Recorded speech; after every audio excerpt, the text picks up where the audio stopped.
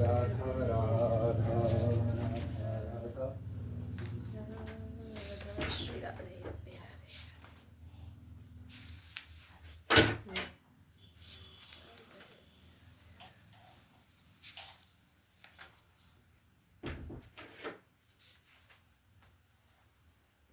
जय श्री राधे राधे।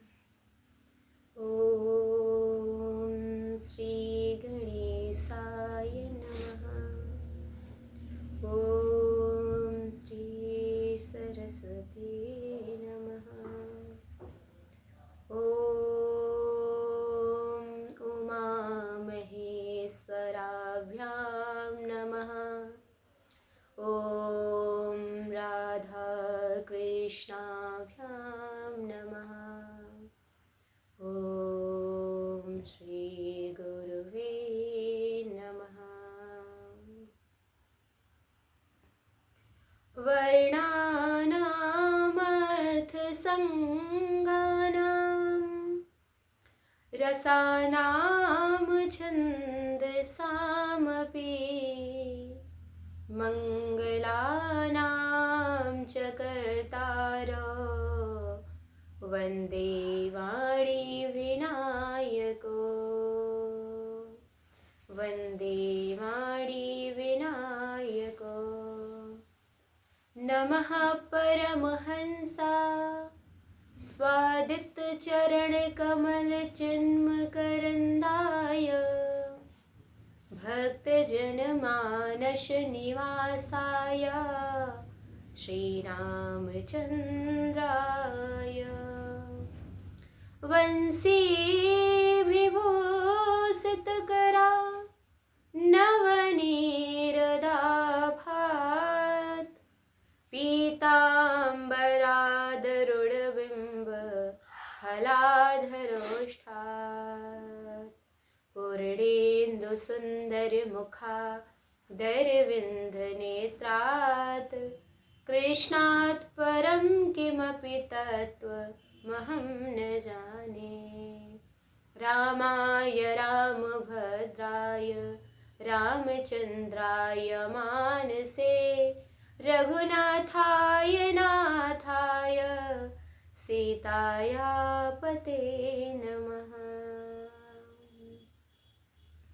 कृष्णाय वासुदेवाय हरे परमात्मने प्रणतः क्लेशनाशाय गोविन्दाय नमो नमः। गोविन्दाय नमो नमः। श्री राधे मेरी स्वामिनी मैं राधे जो को दास जन्म जन्म मोहि दीजियो श्री वृंदावन को वास। श्री हरि चरणन को वास। श्री कृष्ण कृपा जीवन मेरा श्री कृष्ण कृपा मम प्राण। श्री कृष्ण कृपा करो सब विधि हो कल्याण। सब विधि हो कल्याण। जय जय जय राधा रमन जय जय नवल किशोर। जय गोपी चित चोर प्रभु जय जय माखन चोर। जय जय माखन चोर। बोलिए भक्त वत्सल भगवान की जय। श्रीमद् भागवत महापुराण की जय। जय जय श्री राधे श्याम। जय जय श्री राधे श्याम। कल हमने सुखदेव जी के जीवन चरित्र को सुना। सुखदेव जी का जीवन चरित्र बहुत ही विचित्र, बहुत ही सुंदर आचार्य सुखदेव जी महाराज का जीवन है। ऐसे वित्रांग संत तो बस भगवत प्राप्ति ही उनका लक्ष्य होता है। कथा में प्रवेश करने से पूर्व पहले हम थोड़ा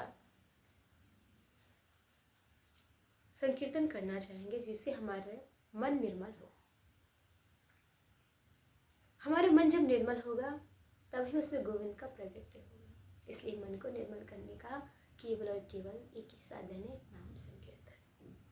इसलिए आज दिन मंगलवार है, इसलिए हम प्रभु श्री राम के लाडले हनुमान जी का छोटा सा एक भजन करें। वीर हनुमाना अति बलवाना, वीर हनुमाना अति बलवाना, राम राम रटियो रे प्रभु मन वसियो रे, राम राम रटियो रे प्रभु मन वसियो रे। वीर हनुमाना अति बलवाना, वीर हनुमाना अति बलवाना, राम राम रटियो रे प्रभु मन बसियो रे, राम राम रटियो रे प्रभु मन बसियो रे। जो कोई आवे अरज लगावे, जो कोई आवे अरज लगावे, सबकी सुनियो रे प्रभु मन बसियो रे, सबकी सुनियो रे प्रभु मन बसियो रे। वीर हनुमाना अति बलवाना, वीर हनुमाना अति बलवाना, राम राम राम रटियो रे प्रभु मन बसियो रे, राम राम रटियो रे प्रभु मन बसियो रे।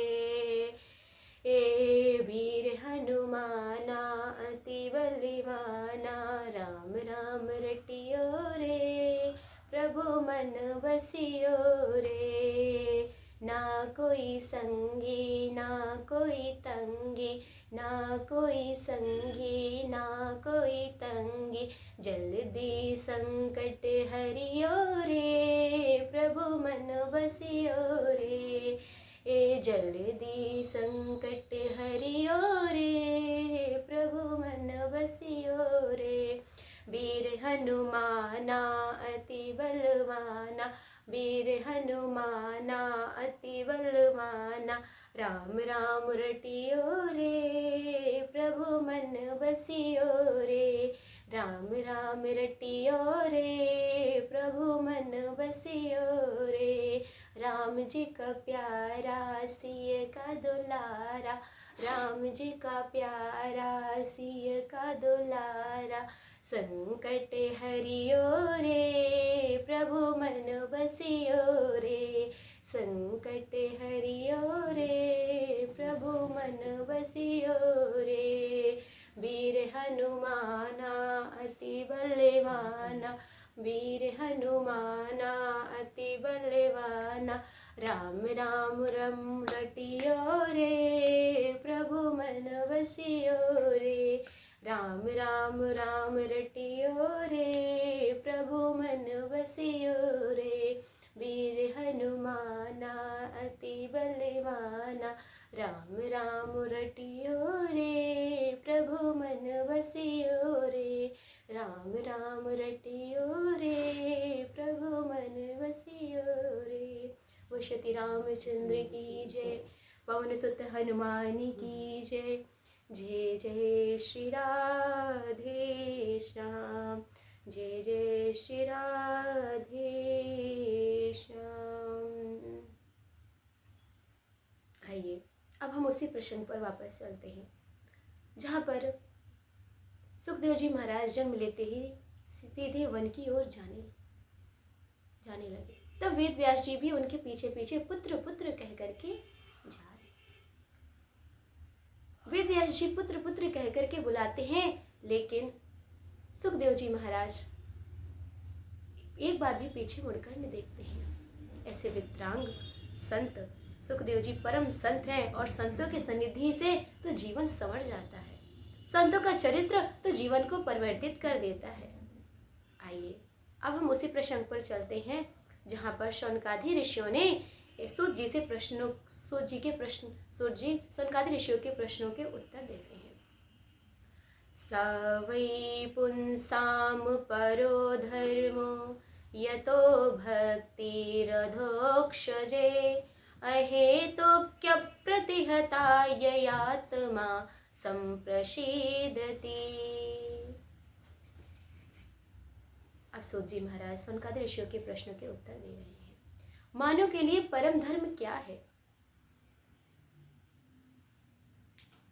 देखिए, परम धर्म क्या है? मनुष्य के लिए सर्वोत्तम धर्म है श्री कृष्ण के चरणों में प्रीति होना। अब प्रीति कैसी हो? कन्हैया के चरणों में हमारी प्रीति कैसी होना? कौन सा परम धर्म है? स्वार्थ से प्रीति होना परम धर्म नहीं है। निस्वार्थ प्रेम हमारा कन्हैया से हो, निष्काम होना चाहिए, कोई हमारे मन में कामना ना हो। निस्वार्थ प्रेम हमारा गोविंद से हो जाए, निष्कपट प्रेम हमसे हमारा गोविंद से हो जाए, कोई भी हमारा उसमें स्वार्थ ना हो। बिना स्वार्थ के जो हम भक्ति करते हैं, बिना निष्काम के जो हम प्रभु को भजते हैं, वो भक्ति और वो प्रेम सर्वोत्तम है। इसे ही परम धर्म कहते हैं। आप बहुत गौर से सुने, बहुत सुंदर बात है। वास्तव में निष्काम धर्म से ऊंचा कोई धर्म नहीं है। भक्तों, मंदिर हम इसलिए नहीं जाएं कि बदले में हमें कुछ चाहिए, बल्कि इसलिए जाएं कि मंदिर जाना हमारा धर्म है। भागवत हम इसलिए नहीं सुने कि हमारी कोई इच्छा हो तो वो पूरी हो जाए, नहीं, हमें तो भागवत इसलिए सुनना चाहिए ये क्योंकि भागवत सुनना हमारा धर्म है। यही जीवन का सार है। ये हमारे लिए परम धर्म है।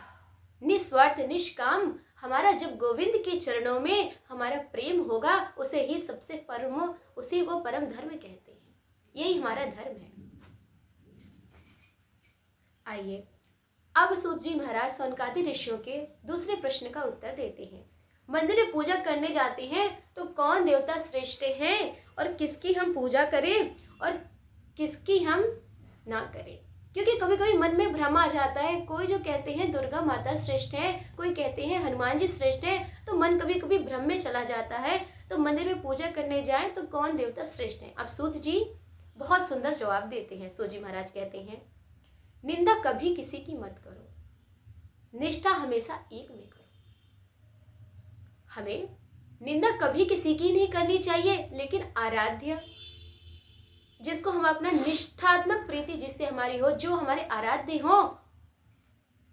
हो, उनसे हमें निष्ठा रखनी चाहिए, लेकिन स्तुति हमें सबकी करनी चाहिए। सबकी स्तुति करें, लेकिन निष्ठात्मक प्रीति केवल अपने आराध्य पर रखें, किसी का अनादर न करें। आप दुर्गा माता के सामने भी जाएं तो उनको भी जल चढ़ाएं, उनका भी वंदन करें, उनकी भी स्तुति करें, लेकिन बदले में सिर्फ अगर आपके आराध्य गोविंद है तो उनके चरणों में प्रीति मांगो। हे माता, ऐसी जो आप कृपा करें कि जो मेरा मन गोविंद के चरणों में लग जाए।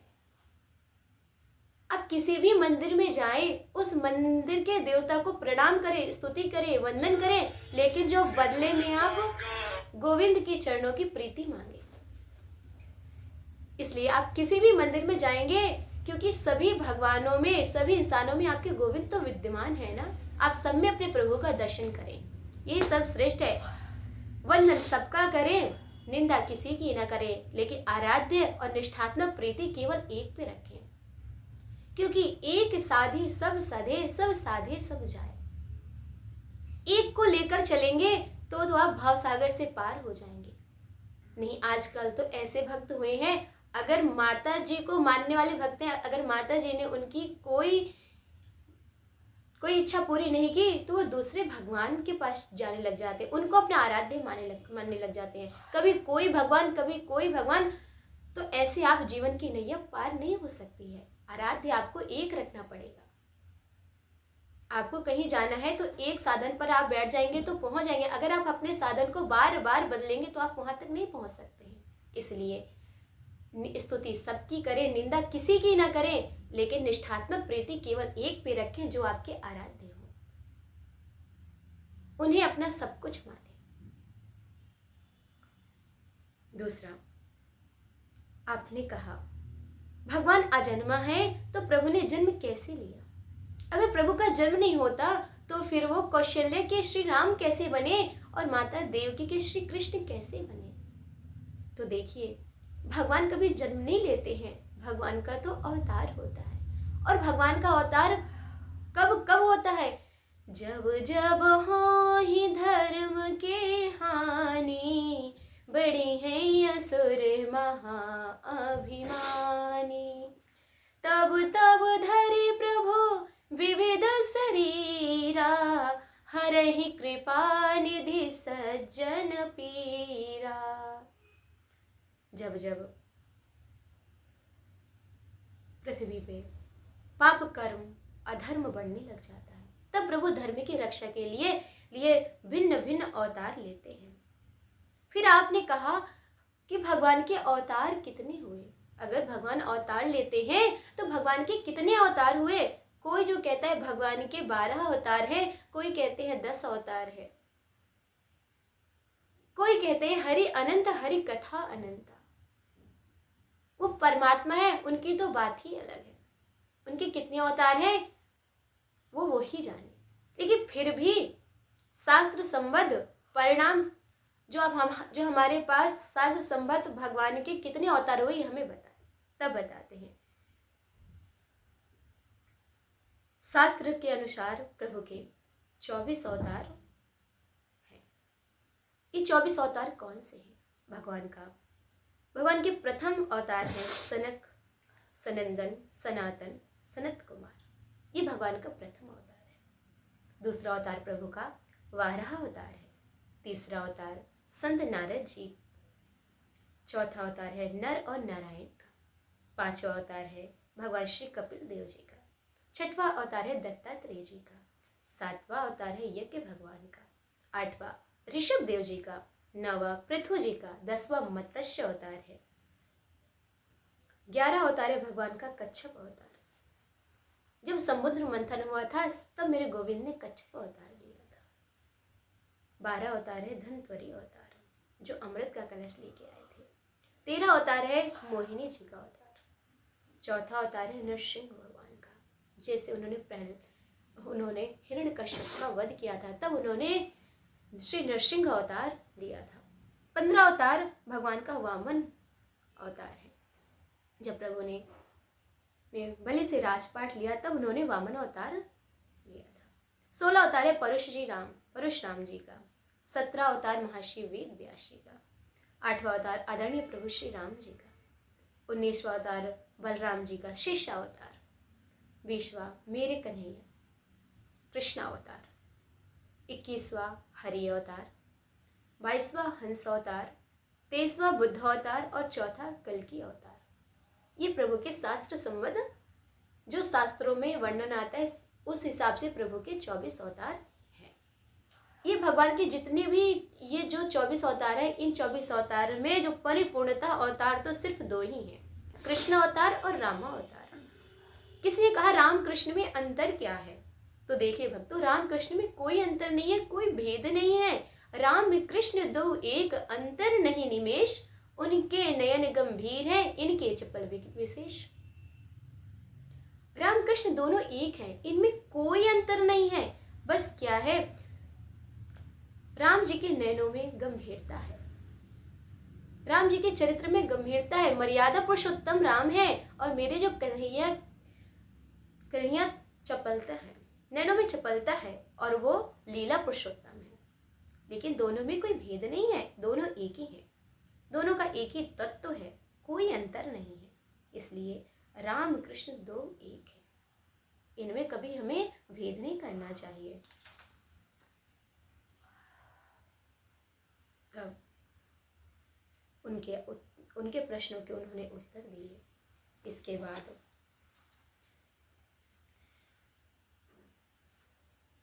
श्री राधा।